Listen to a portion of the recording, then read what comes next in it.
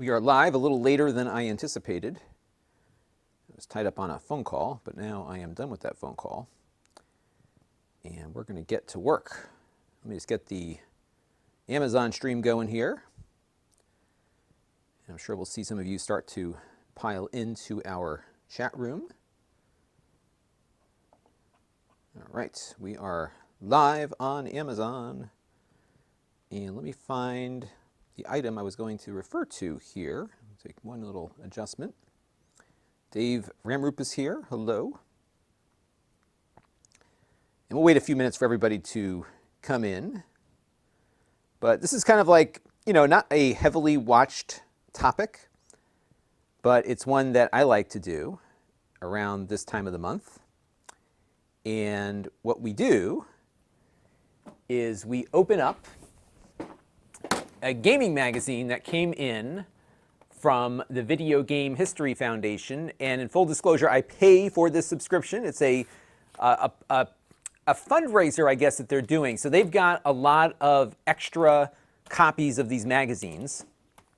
And so they allow you to subscribe to them, and you get a magazine from the 90s or 80s. And I've got a few of them, which I will show you before we get started, and then we'll look at, so here's how this works. Again, I do this once a month. I don't usually push this out to subscribers because it's just a long stream, like all these streams are. But what happens is I get this thing in, and we look at some kind of retro coffee table book. I've got a lot of these, and then we look at what they sent us prior, and then we get into the opening of the magazine. And I've got a few folks who are popping in to say hello, so we'll say hello to Dava. Let me start getting the hellos up on screen here. So we haven't opened it up yet, in case you're wondering. It's still in the envelope here. So Dava is here. Romeric is here. Arif Hazan is here. And Eric's Variety Channel is here. And we'll see if we get a few more folks popping in as I get myself configured here. And so this is kind of a fun thing that I like to do here. It's kind of low key. And whenever I get caught up on some of my videos, this is like a fun treat to myself to continue doing the work that I do, but have a little fun, which is good. So, so this is the magazine that we'll be opening up in a minute. And before we do, and by the way, thank you, Eric's Variety Channel, for your upgrade on your membership. Much appreciated.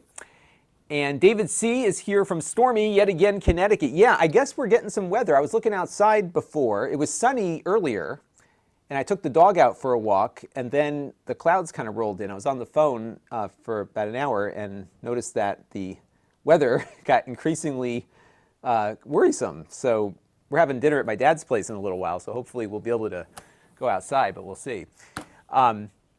So yeah, I get this in once a month, and then we open it up to see what it is. We don't know what's in here. It's a surprise every month, and the prior ones that I've received are these. So I got, this is the last one we got, this Nintendo Power from, I think, 97 or so, 96. This is another one that we got. And what happens is when you get these, they're wrapped up. You get a certificate of authenticity to tell you that this is a legit magazine from the foundation. And then you get the magazine. And every one of these that I've received so far has been in really good condition. So there's not like a lot of coffee stains or anything. This one is the one that I like the best. I was really excited when I got this one. The reason is that this was like from 1995, right when they were doing the transition from the 16-bit consoles to the 32-bit ones. So there's just a lot of cool stuff and a lot of excitement for the future. Now we know how everything turned out, but when this magazine was printed, nobody knew what was going to happen in the industry. So that was a fun one. This one was okay. It had a lot of cool ads that we were checking out. And this was a PlayStation magazine that I didn't care much for. Not every one you get is going to be awesome. Now, before we start, I wanted to show you the book of the month. And the book of the month is this Return of the Jedi thing. And let me see. Yeah, I've got it up here. So if I can take this down without destroying my shelving here. Oh my goodness, I haven't opened this up yet. I don't think I'm going to either. So Return of the Jedi, when the movie came out, I still have this wax pack that I bought a while ago. I don't know where I got it, but they had trading cards just like you would have you know, your baseball cards. Topps, the company that makes the baseball cards, made these. There's actually a stick of gum in here still. And they would have these trading cards that would come out, and you could, you know, buy them in little wax packs and collect them. They had stickers in each edition. I think I've got, I'll have to see if I have them over on the table there. Let me see if I can find what they look like. Oops. Because I actually have the cards themselves. Let me see if I can find them real quick. Just so I can show you what these look like in person. Do I still have them over here? I did have a stack of these. Here they are. Actually, I have a whole box of them somewhere. Maybe some of them fell behind the table here. Well, any event, for all of the Star Wars movies, because you know, these movies were all about merchandising, they had these trading cards, and they had different still photos from the movie. And then you would have the picture, and then a little information. You know, this is where the stats of the player would go on the baseball cards. And these are printed on the same stock that the baseball cards were printed on. But this book, which is really neat, and they have an edition for each of the movies that had trading cards.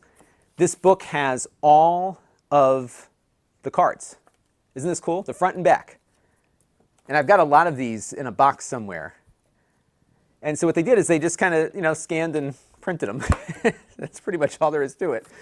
But it's cool if you had, and look, here's the wax packs that you would get. They had different varieties. So the one I have up there is the Lando Calrissian one. Also, there was different series. This was series 1. Oh, I see. So they had a couple different series of them. So let's go further in here, because it looks like that Lando one was a later edition, which would make sense. Yeah, so this was series 2. And that's why that one says new series. And it made sense because these would be the ones that were later in the production run. So that's why you would be able to find a wax pack these days. Oh, look at this. It's got some bonus cards in the back. We'll have to open those up in a second. So isn't this cool?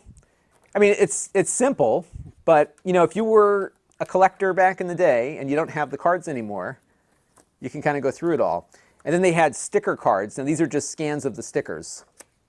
But they had stickers. They had a thing where you could collect all these other stickers and put together Wicket, for example. Isn't that cool? Now, this I didn't even know I had in this book. So this is some bonus cards. Oh, these are actual cards. Are these like really old ones? So what does it say? These limited edition bonus trading cards are produced exclusively by Abrams Comic Cards to accompany. Okay, so these are new. And the complete set of 220 collectible cards and 55 stickers. Huh, let's open this up. So this is part of the book. They look old. Like the coloring looks like they've been oxidized, but they're newly printed. So these are kind of some bonus cards that come with the book. And this is a sticker. Pretty cool. I didn't even know that came with that. And so if you're into all this nostalgic stuff, we look at this every month. This is a cool book. So I thought that was fun. All right. And I got some more comments coming in, so let's say hello. I'm not getting too many viewers today, but that's okay. I don't do this for views, I do it for fun. Albert is here, hello. Eric says he's not sure why the membership didn't. Yeah, I'm not sure what's going on with YouTube sometimes with that. But he's getting some storms down there in southern New Jersey. Paul is looking forward to seeing what we get this month. Melanie is here, the side man, that's right. I'm sideways. Davis says, I had the movie Think Like a Dog on my Fire Stick today. It was good. I'll have to check that one out. And Bill is here from Amazon. Hello there. Thanks for popping in to the chat. Beta Baba is pumped for this. Yeah, some folks really look forward to this this live stream that I do. And I have like a whole archive of these now. I think this is like the, let's see, I'll count them all up here in a second. Nobody Watava is here. Mahir is here. So how many do we have? We have 1, 2, 3, 4, 5, 6. So I've done this now 6 times. This is the 7th time that we've opened up one of these, which we're going to get to here in a second. So I have this book, and then I think I have the Empire Strikes Back one also. Although it looks like my back cover was a little messed up. But it's a fun book. Like if you like these kinds of things, definitely worth checking out. All right, so we've seen what we've got previously. We've seen now what has come in. So let me zoom the camera out here a little bit, and we'll get to opening this thing up and seeing what's inside. Should be kind of fun, right? Oh, trying to get my zoom right here. And Norman is here. Hello. Mark Smith is wondering, what is the Star Wars stuff? Yeah, I'll show it to you one more time. So in case you're just tuning in, so we always like to look at a retro book or something before we get started. And so this is another one of these. I have a bunch of these coffee table books. I've got so many that I can do a few more live streams before I have to buy some new ones. And what happens is that I am the worst person to shop for around the holiday season or my birthday. So my family gets me these coffee table books because they know I'll like them, and it's not something I would normally just buy on my own, right? So this is a book from Topps of all of the different cards that were released around the time of Return of the Jedi. And you get some history on the cards themselves, what the boxes look like at the store. Pretty cool. And then they just have every card printed. And they're basically photographs that are scanned. And the quality of the photographs was not great. So this is an actual card. So it looks, about what it would look like if you scanned this professionally. It's not as good as the original, of course. But it's got like the entire collection, so you can just kind of leaf through and see the different Star Wars cards that were out there. And there's one of these books for each of the 3 movies from the 80s. So if you're into that kind of stuff, it's fun. This is the back of the wax pack. So that's what that is. Eric says he shut off a Hoovie's Garage. Yeah, Hoovie's going to be a lot more interesting than I am on this stuff. I love Hoovie's Garage. You know what I love about Hoovie's Garage is the cast of characters is really good. So what do you say we open this thing up? This one feels thicker than ones that I have received in the past. So let's see if I can, okay, I'm going to open it up on the side to keep the mystery going for a little bit longer. So once again, we got our certificate of authenticity. Now I always like to put it out there. Let's try to guess the magazine and the date of publication. Take a guess. Now I should be only getting, so the way this works is that they, when I first subscribed, I had the option of getting stuff from the 80s or 90s only, or 80s through 2000s. And I said 80s and 90s only. So most of the magazines, actually all of them that I've received to date, with the exception of, actually no, maybe one of them wasn't. But all of these so far have been in the 90s. So let's keep the guessing at 1999 to 1989. That's kind of the extent of the publication range on these. And let's see what we got. What do you think? Let's hear some dates. So Ando Gamer is hoping for EG. I have not gotten an Electronic Gaming Monthly yet, so it'd be great to get one of those, because that was one of my favorite magazines back in the day. David C. is guessing Electronic Gaming Monthly also from March of 1991. That is a very specific guess, but it's closer than any other guess at this point. Eric's Variety Channel says it'll be something from 1997. And we'll see in a second here once I crack it open. Albert thinks it's something from 1993. I don't know. This one feels kind of thick. So my guess is that we're looking at late 90s with this one because of the thickness. Because the early gaming magazines did not have a lot of source material. So I'm guessing something later. Mark is saying 2001. I would love to get my hands on the original Nintendo Powers from the 80s again, because I had, every kid got the Mario one, and of course I don't have it anymore. Dava saying 1989. All right, let's take a look, because we have to leaf through this magazine still, so we've got a bunch more to do. So I'm going to pop the seal on this, and we're going to remove it. All right, so this is the back of the magazine. All right, and sometimes we can kind of figure out what it is based on the ads on the back. So this is definitely going to be something in the mid to late 90s, because we've got PlayStation and Nintendo 64. Again, this is super thick. This is probably the thickest magazine that I have received to date. So let's flip it over. Oh, it is a Nintendo Power. How about that? So this must be a late Nintendo Power edition. This one is October of 1999. So it looks like Eric's Variety Channel is the closest with 97 as the guess. So this was when Donkey Kong, playtest Donkey Kong 64. This is when it all happens. This is the third Nintendo Power that we have acquired here.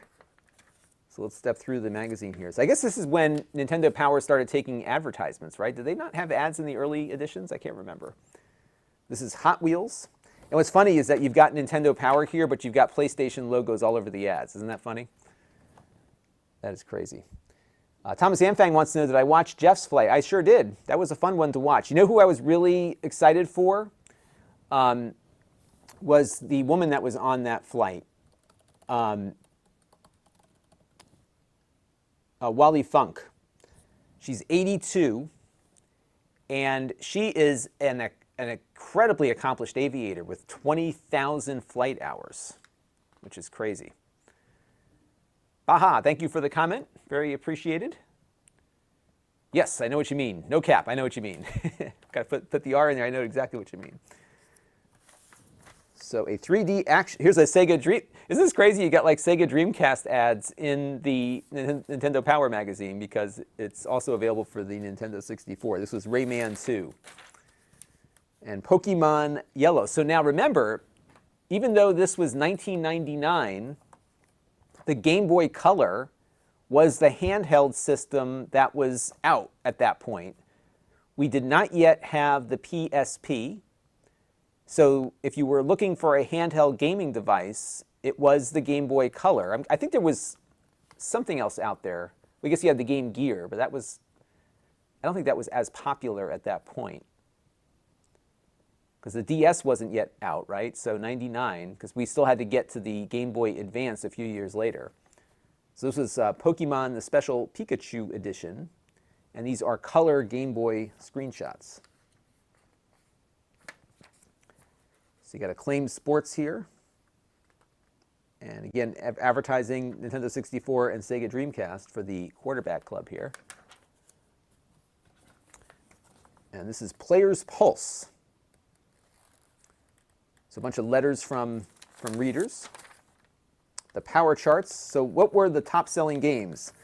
This is on the Nintendo 64. So of course, a lot of them, just like the Switch now, are first-party games. So you had Ocarina of Time.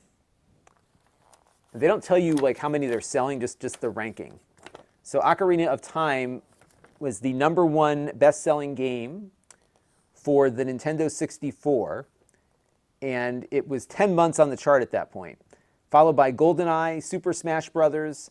You know, it's funny. We're 20. This magazine is over 20 years old, right? 1999, and the games that are top are still the same. So we've got Zelda, GoldenEye. I guess GoldenEye maybe not, right? But Smash Brothers, Pokemon, Star Wars Episode 1 Racer, Mario Party. Again, another game you can get now. Star Wars again, Rogue Squadron. The first third-party title. I guess LucasArts is a third party also. So we won't. So yeah, so mostly Nintendo, but a few third parties here. Banjo-Kazooie, Turok 2, Super Mario 64 is number 11. WWF Warzone, Mario Kart 64, Command & Conquer 64. I forgot that they had Command & Conquer for the Nintendo 64. Number 14. Star Fox, number 15. 64 for the Nintendo 64. NFL Blitz was number... I'll zoom in a little bit so you can see this better. NFL Blitz was number 16. That was a fun game during that period of time. I remember buying a Voodoo card for my PC, and NFL Blitz came with that card, and I liked it. It was kind of like NBA Jam, but American football. South Park, Vigilante 8, Beetle Adventure Racing, and Castlevania, which I'm guessing was the Nintendo 64 version. So it's funny, like 20 years goes by, the same games, you know, just new versions of them are still the top of the line here.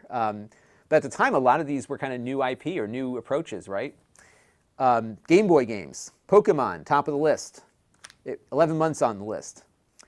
Legend of Zelda Link's Awakening, a game that you can still buy today on the Switch, remastered. Number 3, Pokemon Pinball. Number 4, James Bond 007. Number 5, Super Mario Land 2, the 6 golden coins. These are all for Game Boy.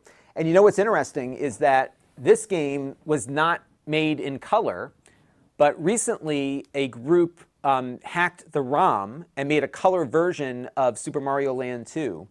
And this one very much feels like an NES game. It's really cool. When you have the color conversion, it looks great on the Game Boy Pocket, or Game Boy Color, sorry.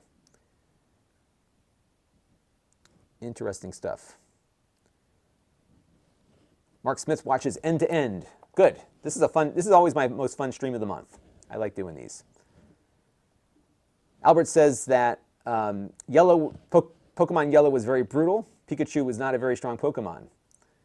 You know what's funny? I was a little bit too old initially for Pokemon. I never really got into it. I would have liked to. And I have played Pokemon, the mobile game, whatever that is. Pokemon Go, is that what they call it? And Mark Smith is correct. He was tied for the date. Sorry about that. I should have acknowledged that you were also there. Mark was disappointed that on the space flight they didn't show the weightlessness live. I wonder, it's funny because people don't know how they're going to react to weightlessness. Some people immediately start puking when they go weightless, and other people don't, so I think they were probably mindful of the potential, which is probably why they didn't air it live, although it seems like they had some communication difficulties there. This game I had on the PC, I think. This is called Revolt, and you're playing as a little remote control car in a 3D environment. This one was kind of fun. Mark Smith is wondering if anyone ever played 007. I'm assuming the Game Boy version. I have not, but it was like number 2 on the list. I think what happened too is that back then at least, now remember now on Nintendo, if you buy a Switch game, you've got the portable version right out of the gate. But I remember that the popular Game Boy games were the ones that were popular, that the other versions were popular on the console, right? So even though you knew you weren't getting the same game, you could take that theme on the road with you, which is why I think 007 might have been there. This is an ad for Jet Force Gemini. This kind of looks like a on-rail shooter. Maybe not. No, it looks like a character-driven thing. So they got a bunch of strategy guides. And you can see how far along they are with this, because remember, back in the old days of Nintendo Power, they would have these 2D maps of the levels as you were playing them. This is just kind of giving you some tips. So this was, easily 12 years into the Nintendo Power run, and they're still doing a lot of the same type of content, right? Here is Lego Racers for the Nintendo 64, an ad coming this September of 1999. And this was right around the time, by the way, that the Dreamcast was coming out, because the Dreamcast, in the US at least, was September of '99. I remember getting one on launch day. Army Men, Sarge's Heroes. So this game was published by 3DO. So when 3DO got out of the console business, they started making games for other consoles. And this was one of them here. So you play as those little green army guys. I've never played these games. I was always intrigued by them because I used to have those little green army guys, but never played it. Asteroids 64 Hyper. And of course, if it was for the Nintendo 64, you had to call it 64, right? So this one, an ad from Crave Entertainment. I'm sure Metal Jesus has played all of these games. And Albert said he played the Game Boy version of 007. It was nothing special. And Mark Smith loves the Lego stuff, especially the movies. Baha is wondering about my thoughts on soccer video games. It's funny, I haven't played too many, but I found with most sports titles, there's not a lot of progression overall. They all tend to just kind of revise the prior one, and that's been the case for a long time. The best soccer game, I remember, like the one soccer game I played a lot was FIFA Soccer on the 3DO, because when it came out, it was a groundbreaking sports game. It was a 3D arena, had great sound, used the surround sound for the crowd and stuff. That was we had a lot of fun with that in my dorm room. Classified information. So this is some cheat codes for various games. I didn't realize that Quake 2 was on the Nintendo 64, but it was. The new Tetris, Top Gear Pocket, Turok 2. This is the Game Boy version, it looks like, of Turok. Bass Hunter 64. Get all your codes here. Star Wars Episode 1 Racer. This was a very popular game. Didn't this just get redone, right? They just re-released this. Because even though the Star Wars movie wasn't that well received, the game was pretty well liked. Monster Truck Madness 64. Now, I had this on my PC. This was a Microsoft title, that's right. So this was on the PC, and I think one of the first games that supported 3D accelerators, if I'm not mistaken. This is right around the time Microsoft was getting into game publishing. Donkey Kong 64. That's a major release. And it says, oh, this is like the pre-release. What a way to get people into a store. Nintendo knows you can't wait to see. I wonder if there's a ROM of this out there somewhere. There's got to be. So you can play the demo in store. Remember, they couldn't get a demo to you at home because the Nintendo 64 was all cartridge-based. So they made you go to the store to play the demo. This is like a pre-release demo, so you can see how the game plays. I have never played this one either. I did not have a Nintendo 64. My brother did, but at that point I was already in college. So I had access to one, but I didn't really have any games on it. And Martin Paulini is joining us a little late, so I'll share with you which magazine we've got here. This is today's, is a Nintendo Power from 1999, is the one we're leafing through today. So you haven't missed too much. We're about a third of the way through the magazine here. Albert says, this brings back so many memories going to the magazine. Yeah, I would do the exact same thing, as I would always go to the books and magazines section. That is it. And then NBA Jam. So NBA Jam was my favorite game on the PlayStation. And this was the 3D one. I don't think you could take that and make it, everything had to be made 3D. Why bother? If the game works, like revise the players, make it more fun. StarCraft 64. Real-time strategy games on consoles never did it for me. They were so hard to control. I think having that mouse makes a big difference, right? I never really got into StarCraft. I had some friends that were really into it. We got a poster here. So this is Catwoman, coming soon to your Game Boy Color from Kemco.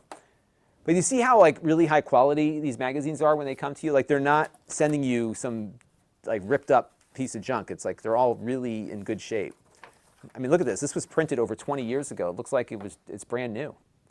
Look at the detail on that. It's probably been sitting in, in a climate-controlled environment. Here's Road Rash 64. This was not a good game from what I can remember. Somebody did a whole Road Rash retrospective, and this was not well. And as you can see with the Nintendo 64, all the fogging, right? Yeah. Yeah, this did not look like something that would be fun. Here's NFL Blitz, an ad for NFL Blitz 2000. If you've never played this and you like American football, you'll love this game because it's really fast-paced. I really liked NFL Blitz. I may just start playing it again, as a matter of fact, because I just like the game. So here is the Game Counselor's Corner. This is Command & Conquer 64. Now, this is another game that originated on the PC, real-time strategy, great real-time strategy game on the PC. And they recently released an updated version of it. And what's cool is that the one they released for the PC, and I think it's on, is it on Game Pass? It might be on Game Pass. What's cool about the new PC version is that it doesn't change the graphics at all. It just makes it run well on modern PCs, not too fast or too slow. They actually rebuilt the entire game. We did a live stream about this a few months ago, maybe last year or the year before, whenever it came out. But they rebuilt the entire game, and they were able to make it look and feel exactly like the original, just again on modern hardware. But the game is totally rebuilt from the inside. And Mark says, Game Boy graphics never looked that good. Yeah, I don't even know how they got those screen captures to look as good as they did. But I'll tell you what, the Game Boy, I think just from the nostalgic standpoint, it really has a place in my heart. I have over there, I've got a Game Boy Color from way back when, and I got one of the flash cartridges for it. It's still a lot of fun to play. Let's talk about Mario Golf. This is the Nintendo 64 version of Mario Golf. There's a set of games that has to come out on every console. Tennis, golf, right? Like all the Mario Golf games, every time they come up with a new one, make the version. Here's Quake 2. Super Mario Brothers DX. So this was, I think I had this at one point. This was a Game Boy Color game, but it was the NES version of Super Mario Brothers for the Game Boy Color. The challenge was that because the screen did not have the resolution of the Nintendo, everything was really squished. So it was more challenging because you really couldn't see as much of the screen as you could on the TV version. Oh, Sheepy, you're right. That's right. They did have some updated, right. They upscaled the graphics slightly. You are correct about that. I'm sorry. It's been a while since I played it. But it is true to the original. So I stand corrected on that. I forgot that they did have that lever on that. Because it was funny, because when you look at, you know what's funny? When you play the enhanced version of that game, the graphics remind you of what you thought they looked like back when the game came out, and then you turn on the DOS graphics and you're like, wow, those really didn't look as good as I remember. So I think that's what it was in my head. It's like, oh, this doesn't look any different. And then I realized, oh yeah, it actually looks how I remembered it, which was really funny.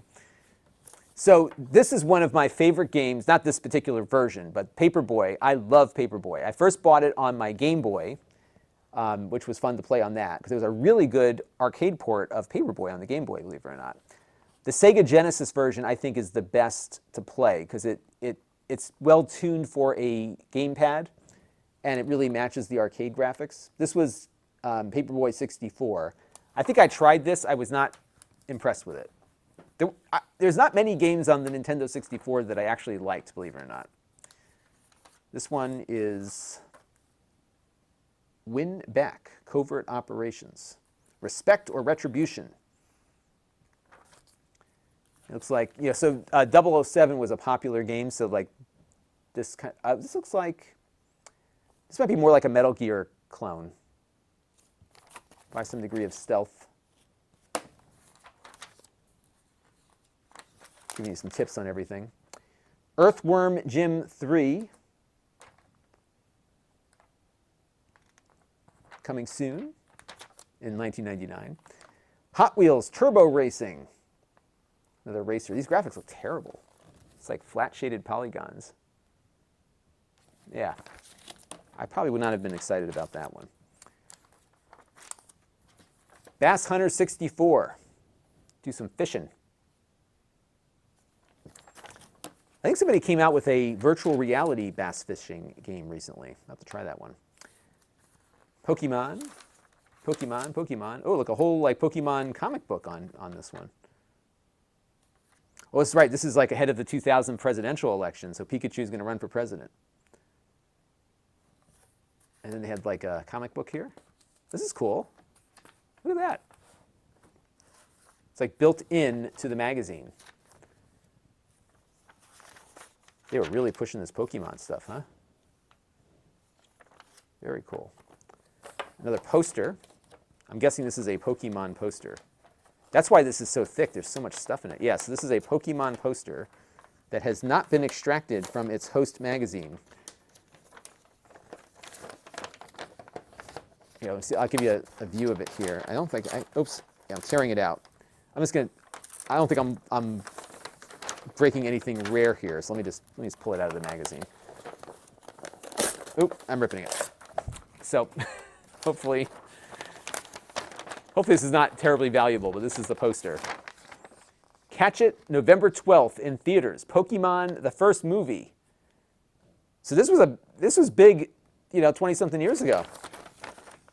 WB Kids, the first movie. Mewtwo Strikes Back. Like I said, I was too old for Pokemon at the time. I never got into it back then. I think my brother might have been. I'll have to call him and see if he was doing that. All right. Beat Lab. is here. Fire. Eric's Variety Channel. To me, after the 16-bit era, is more of what we can see we can do with the graphics. That's very true. It was a quest for graphics. Gameplay was kind of secondary to some degree. There's EB Games, which became, of course, well, Electronics Boutique, which became EB Games, right? So, or GameSpot, or whatever they call themselves now. So here's what those games cost. So now, if you were to look at the Game Boy Color, was $99 with a game. So it came with Pokemon. So let's say $99, $19.99 in 2021 dollars. Let's see what that was. Because remember, we're going to do a reverse inflation here. Well, not quite reverse, right? So never mind. I take it back. We're not reversing the inflation. $99.99 was about $161 today. So the Game Boy Color was selling for about a little bit less than what you would pay now for a Switch Lite. So you think about what you're paying for and what you got, right? Donkey Kong 64, $59. It was essentially, this was a very expensive game, right? Because this is about $96 in today's money. So you were spending, about $100 of value in today's money for a video game. And the games today still cost $60 for the most part, right? So if you're not buying the collector's edition, the cost that you spend for a new video game is less than what you spent 20 years ago with the same money because of inflation. All about that cost of living. There's Rayman 2, The Great Escape. Again, another 3D game because we can. Yeah, 3D platforming was everywhere, right? We have it, we should do it. But Nuclear Strike, not 3D. It was probably 2.5D. Available this winter from THQ. I love these strike games with the helicopter. Those were a lot of fun. I played those on my... Shibi makes a very good point, though. I am with you here. The games are half finished, you're right. And then they get you for the DLC afterward. You are correct in that, sir. Although, to counter, I will say that Game Pass so far for me has been a very good value. Partly because I got such a good deal on it, but I've been really enjoying the Game Pass stuff. And it kind of limits to what you played to what's in the Game Pass for that particular time, but I've been enjoying that quite a bit. Mayhem, WCW. Remember there was WCW? It was like the competitor to WWF. Didn't Hulk Hogan go over to them for a while? I forgot who went. Oh, I can find out. Let's see. Oh yeah, that's right. He wasn't Hulk Hogan. He was Hollywood Hogan when he worked for WCW. But all the wrestlers are here.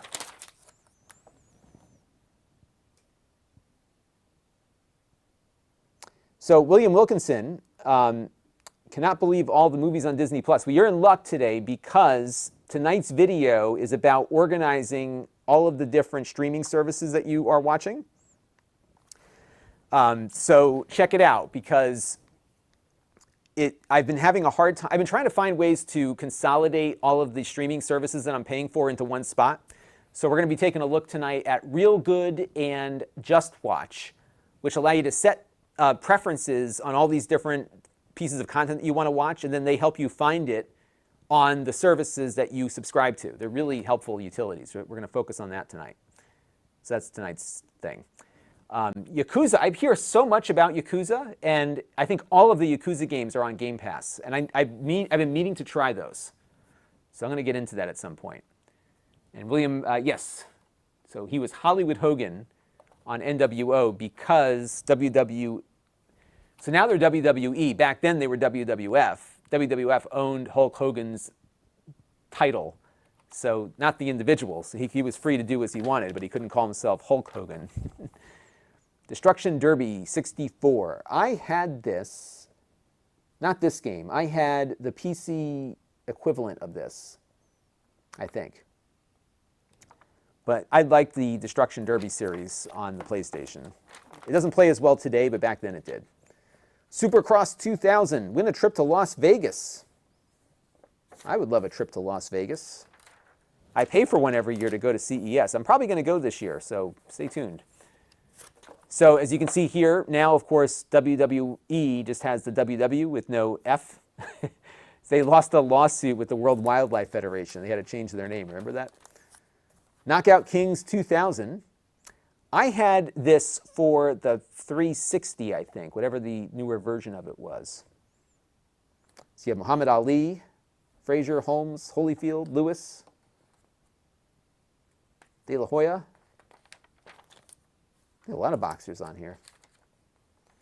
See, these boxing games got too complicated for me. I liked Punch-Out. It was simple. Here's an ad for the game that was featured. I wonder if the swap here was that they pay for an ad and then Nintendo puts a guide in, right? More Pokemon. This is the special Pikachu edition. Again, all Game Boy Color. Think about the lifespan of the Game Boy, because the Game Boy Color was a revision of the existing Game Boy, right? It wasn't anything groundbreaking from a hardware standpoint. It was a little faster with its processor. Of course, it had the color, but it didn't have a backlight screen or anything. And remember, the Game Boy, the original, was released in '89. This is 10 years later with pretty much the same hardware. Think about that. And there was a lot of consoles. We talked about this on the wrap-up this week. There was a lot of consoles that tried to compete with the Game Boy that were technically superior in every way, and they could not dethrone the default. And Pokemon's like the perfect game for the Game Boy because it didn't require a lot of horsepower to be fun, right? And I think it breathed a lot of life into it. So Albert downloaded from Game Pass, I'm assuming. Yakuza Something Dragon, the last one. That's the one I've been hearing a lot of good things about. It's a good entry point from what I gather. Beat Lab. Well, I don't have Disney Plus at my sister's, but she has it. Yeah, check out those two apps we're going to talk about tonight. I think you might find those helpful for organizing things you want to watch. And Eric did not know why they changed the name. Yeah, it was because of the World Wildlife Federation.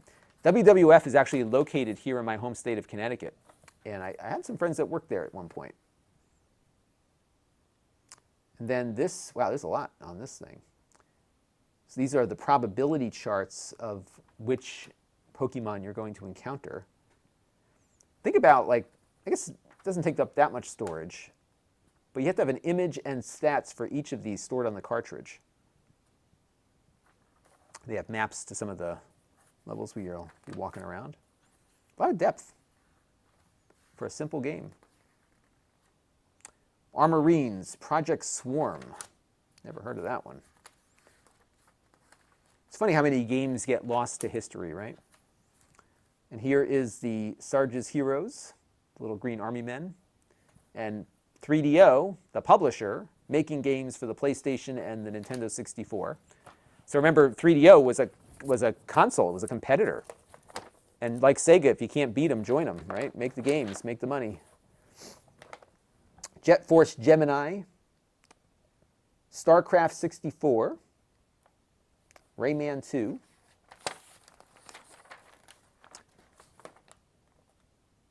and these are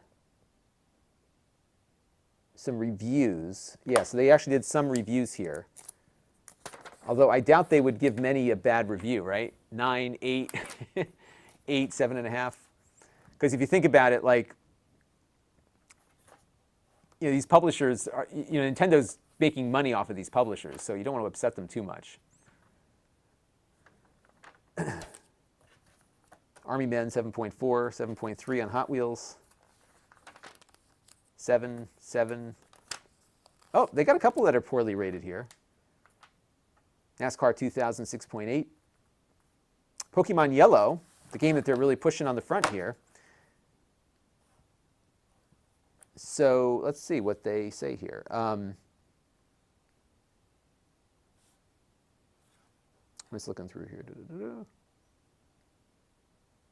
Although Pokemon Yellow is considered slightly easier than the previous two versions, the games have far more similarities than differences. Yellow is a fun variation, particularly suited for fans of the TV show. So I think someone said that Pokemon Yellow was very difficult in the chat.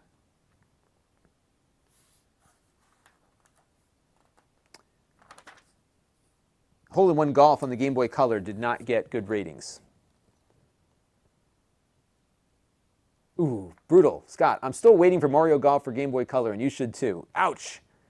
If I was a publisher, I would not be happy with Nintendo's publication saying that about my game. And here's Missile Command on the Game Boy Color. And here you've got your Pokemon collectible dog tags. Collect them all. Catch them all.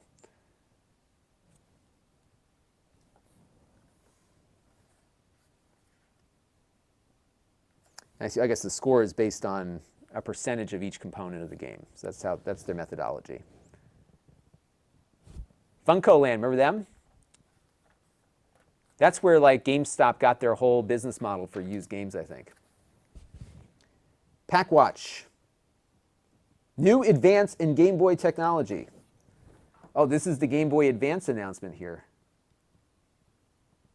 They stunned the gaming and digital communications industries in September with plans to release a 32-bit Game Boy system in August of 2000 in Japan and by the end of the year in North America. It's called the Game Boy Advance. So this was the announcement of the Game Boy Advance. They saved it to the end. They buried the lead in this edition. Wow. They have some sample graphics, I think. Maybe not. Xena Warrior Princess the game.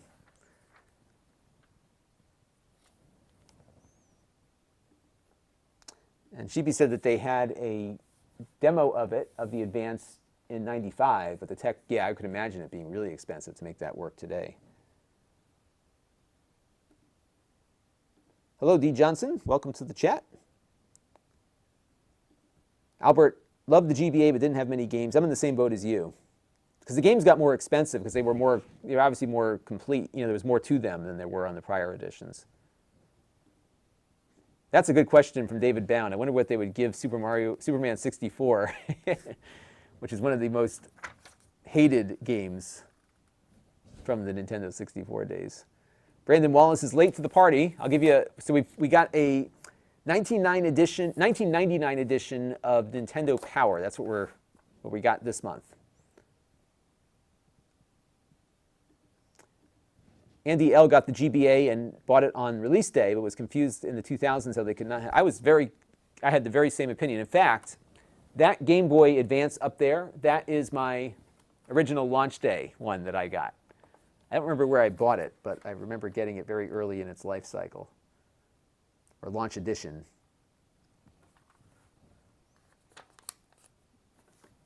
I think it was just a matter of them keeping the costs down, right? There's a Dragon Warrior for the Game Boy, it looks like. And 3DO Think Small. They had a Game Boy Color edition of Army Men 2.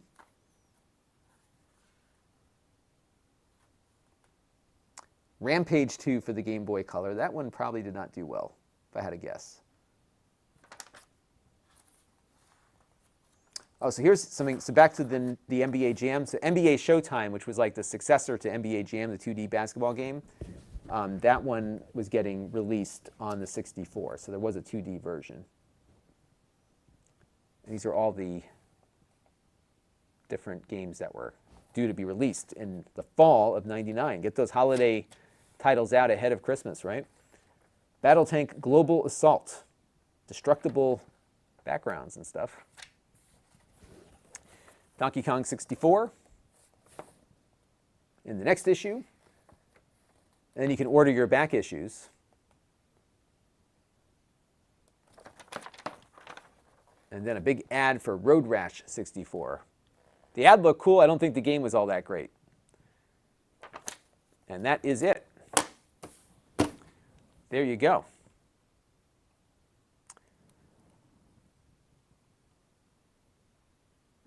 So Martin was wondering if I considered, yes, I have considered doing an upgrade. And I actually have 2 of those Game Boy Advances because my brother had one that I ended up getting. So I've got one that I could tinker with. And I think I do want to buy a screen for it. I'd love to get some recommendations. The big thing that scares me is having to cut parts of the case. So I've got to research it and get the best one. But if anyone has some recommendations, that would be a really fun live stream to do because you could see me, completely mess it up. So I'll have to consult some of my experts on this and get one in there. David Bound really liked his Game Boy Pocket. Served me well while I was in the military. It was great for those days when we had to hurry up and wait and wait and wait. Yeah, a friend of mine was in the military and had a very similar take on his service. He said it was all about hurry up and wait. I think he had a Game Boy that he took with him on deployment also. And Andy says they have drop-in models now with no cutting. All right, maybe we should do that. I will look. Is there one on Amazon that I could get? Because that might be a good Amazon stream to do. Let's take a look and see if I can find one. Yes, I would love to do a screen replacement on my GBA.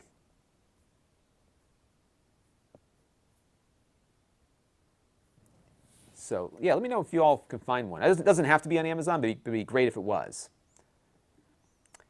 And David said that Zelda and Link's Awakening. Yep, those are two of my favorites. And Brandon says the YouTube channel called Macho Nacho that does a lot of great videos on getting screens. Okay, I'll look him up. I will definitely look that one up. So I will add that to my little to-do item list here. It's definitely, I've been seeing these occasionally, and I was like, I really want to do that. So I will look for that. Macho Nacho Productions. Got it. All right, so I've got some good recommendations here for that. So I will definitely be checking that out. So yeah, so that is the latest edition here. Let me put it back in its plastic thing here. And you get a nice card here. So it validates that it came from them. And if you go on their website, you can subscribe to this also and get your own magazine every month. You can also buy like a one-off. You just don't know what you're going to get. So they will send you something, but you don't know what it is. But so far, it's been fun. I mean, it has a little piece of history. If you're a video game aficionado like myself, so let's recap what we've received so far in this series. So we got in,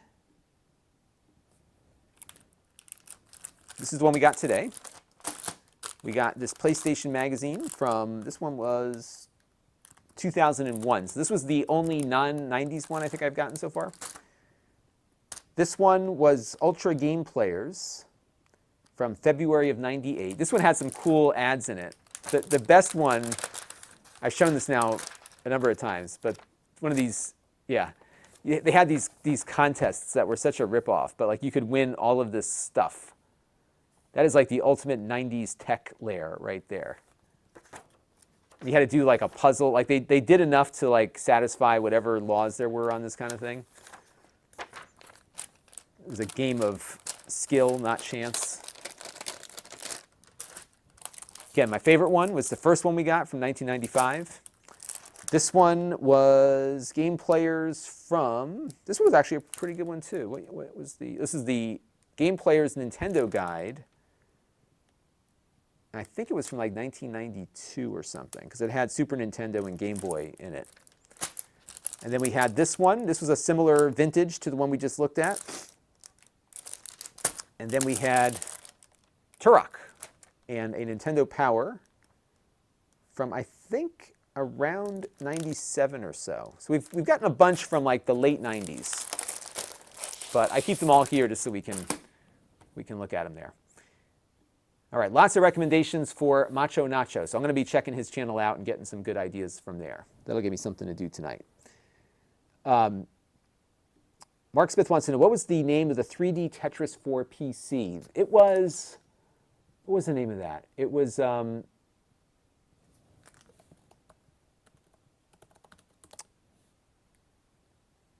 going to totally blank on it. I'm seeing Block Out, but that's not what I think it was. It was like a sequel.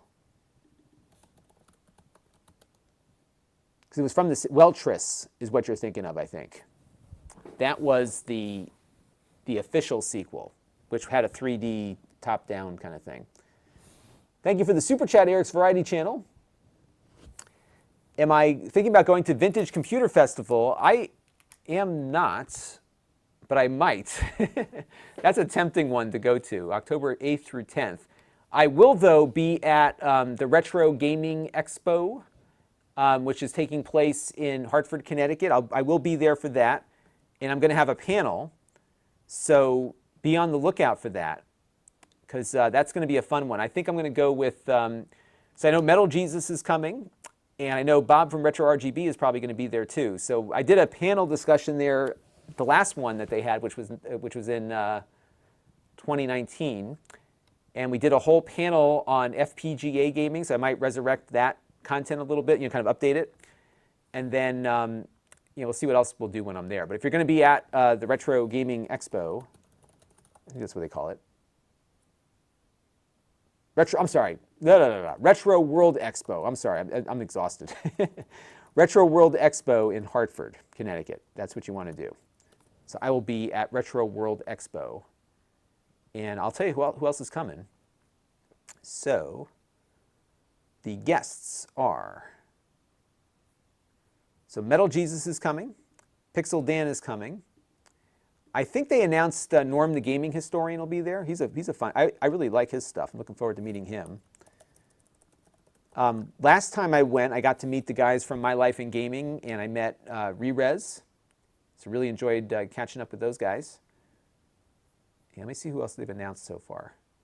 Yeah, so the Gaming Historian, Pixel Dan, Metal Jesus, me, and a bunch of other people. So check it out. It's gonna be a lot of fun. And Weltris, that's right. Yeah, Eric, if you go, let me introduce yourself. Love to meet whoever wants to come. We'll have a meetup if there's enough of you there. And yeah, we got a Game Pro. That was a good one.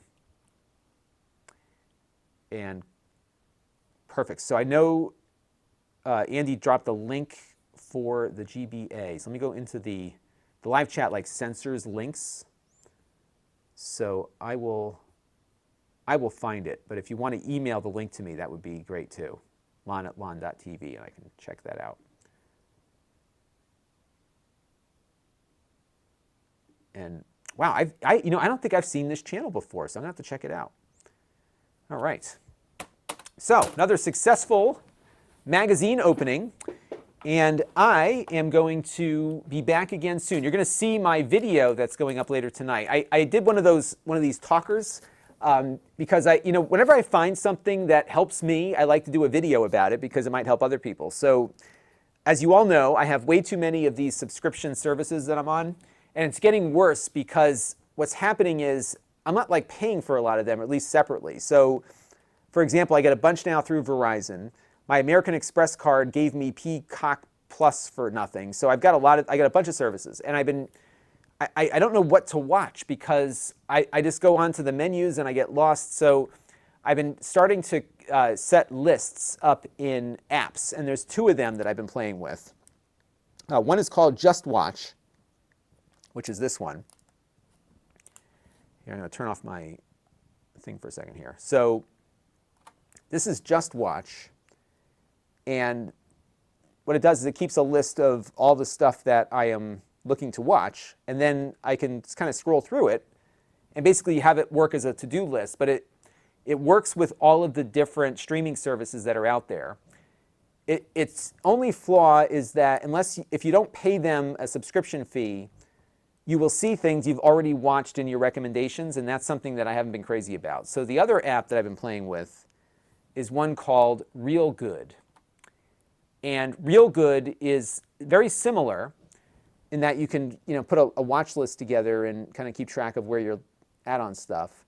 But when you're going through the recommendation screens here, it will not show you things that you're already watching or are tracking. And tracking basically means that when a new show comes on, it will notify you in your watch list. So everything you get recommended is something that you haven't yet told it you've watched or you have in your tracking library, which I think is really helpful. So of the two, Real Good is kind of my favorite just because it won't put things in front of me to recommend that I've already seen. But the playlist, the watch section, gets a little messy because you can't really organize it very well. So that's kind of the trade-off there. So tonight's video is going to be all about that. And That's right. Eric and I have the same birthday, by the way. We were born on November 11th, both of us. So there you go. All right. Well, folks, I am going to head out. I'm going to take the dog out for a walk again and get some stuff done for tomorrow's shoot, get set up for that. And yeah, that's about it. So I want to thank you all for tuning in. As always, this is a lot of fun. And this is, like I said, I don't get a lot of views on this, but it's fun just to do something that I like to do every once in a while. So that is why we do them. And every month, we're going to get a new magazine. We'll have a new coffee table book to look at, and we have to buy some more soon. We're starting to run out of coffee table books. And yeah, we'll be back again in the near future. So you are welcome, Brandon Wallace, and thank you all for tuning in. And I will be back again before you know it. All right. Catch you soon. Oh, by the way, this weekend, it's going to be a little bit early, but what day is it? On Sunday, the 25th, I am doing an Amazon live stream on their website from 9 to 10 a.m. with like the deals of the day or whatever. So I bought a bunch of stuff that's on sale. So, you know, it'll be one of those things where we have a bunch of stuff that we take out of a box. It'll be fun. So be on the lookout for that on Sunday at 9 a.m. All right. So thanks all for tuning in. And I'm glad you all enjoyed our monthly magazine opening. It is always fun to do that.